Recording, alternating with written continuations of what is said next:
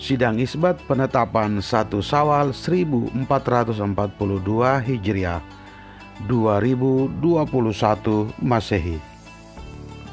Dikutip dari laman Kementerian Agama, Direktur Urusan Agama Islam dan Pembinaan Syariat Agus Salim mengatakan tahapan sidang isbat dilakukan sebagaimana awal Ramadan lalu.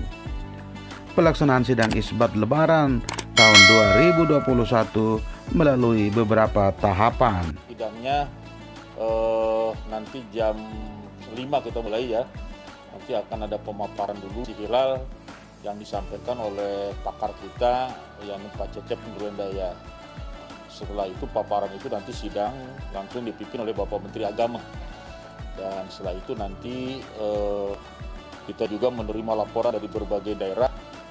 Insya Allah ada 86 titik ya di seluruh daerah dari Sabang sampai Merauke.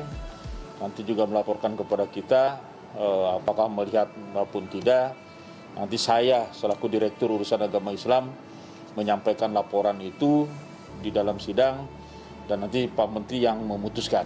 Itu mekanisme seperti itu. Tadi itu memang sudah berjalan. Tapi tadi itu mengenai pelaksanaan di sini ya tetap kita masih menggunakan protokol COVID-19.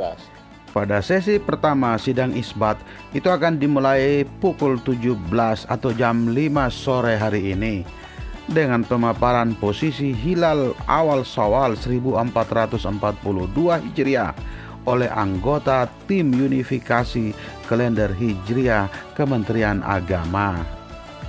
Kedua, setelah sholat maghrib akan dilakukan sidang isbat yang dipimpin oleh Menteri Agama dengan diawali pelaporan data hisab dan hasil ru'yatul hilal. Hasil sidang isbat akan diumumkan oleh Menteri Agama Yakut Khalil Qomas. Kementerian Agama menggunakan metode ru'yatul hilal atau pemantauan hilal yang dilakukan di seluruh Indonesia. Dikutip dari laman Kementerian Agama, ru'yatul hilal akan dilakukan di 88 titik di seluruh Indonesia. Di wilayah Jakarta, ru'yatul hilal dilakukan di beberapa lokasi, yakni Gedung Kantor Wilayah Kementerian Agama DKI Jakarta lantai 7, Masjid Al-Musyairin Basmol Jakarta Barat, Pulau Karya Kepulauan Seribu, dan Masjid Kyai Haji Hasyim Asy'ari Jakarta Barat. Pimpinan Pusat Muhammadiyah menetapkan 1 Syawal 1442 Hijriah jatuh pada tanggal 13 Mei 2021. Hasil itu berdasarkan hasil hisab hakiki wujudul hilal yang dipedomani oleh Majelis Tarjih dan Tajdid pimpinan Pusat Muhammadiyah. Hal itu tertuang dalam maklumat pimpinan Pusat Muhammadiyah nomor 01-1-1.0-E-2021. Maklumat tersebut ditandatangani oleh Ketua Umum Pimpinan Pusat Muhammadiyah Haidar Nasir pada tanggal 26 Januari 2021.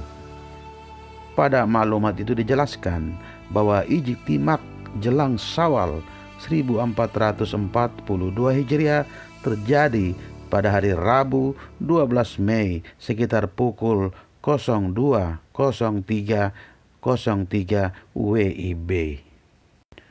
Sementara perihal pelaksanaan sholat Idul Fitri boleh dilaksanakan di lapangan kecil atau tempat terbuka di sekitar tempat tinggal dalam jumlah jamaah yang terbatas. Namun dengan catatan di lingkungannya tidak ada kasus positif COVID-19. Pelaksanaannya pun meski menerapkan protokol kesehatan seperti jaga jarak berjamaah, menggunakan masker, dan dilaksanakan tidak dalam kelompok besar atau dilaksanakan secara terpisah dalam kelompok kecil dengan pembatasan jumlah jamaah yang hadir. Memakai masker, pengukuran suhu tubuh, karena Muhammadiyah berdasarkan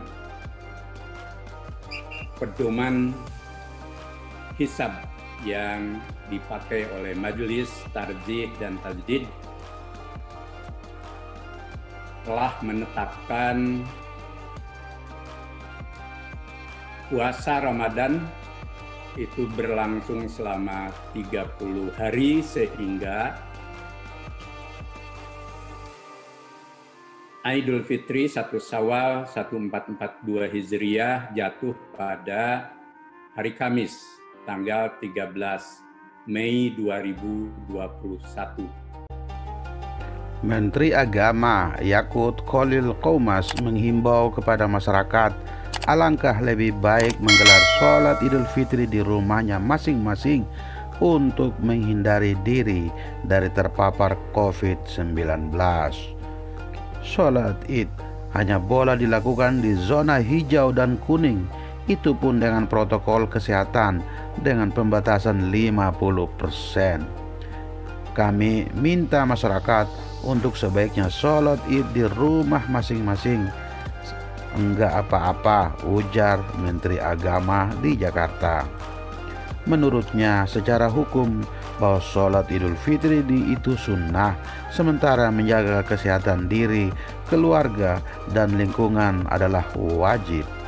Dengan demikian, masyarakat hendaknya mendahulukan yang wajib ketimbang yang sunnah. Sebelumnya, Kementerian Agama telah menerbitkan surat edaran tentang panduan ibadah Ramadan dan Idul Fitri. Terdapat sejumlah kelonggaran, yakni memperbolehkan kegiatan-kegiatan ibadah dengan kapasitas 50% ruangan untuk wilayah berzona hijau dan kuning.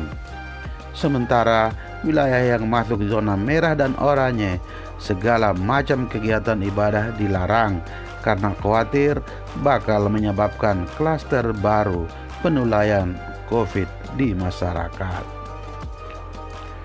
Mengenai pelaksanaan sholat Idul Fitri di lapangan, mesti mematuhi protokol kesehatan sesuai dengan surat edaran, menjaga jarak, memakai masker, perlengkapan sholat pribadi, dan kapasitasnya hanya 50% saja.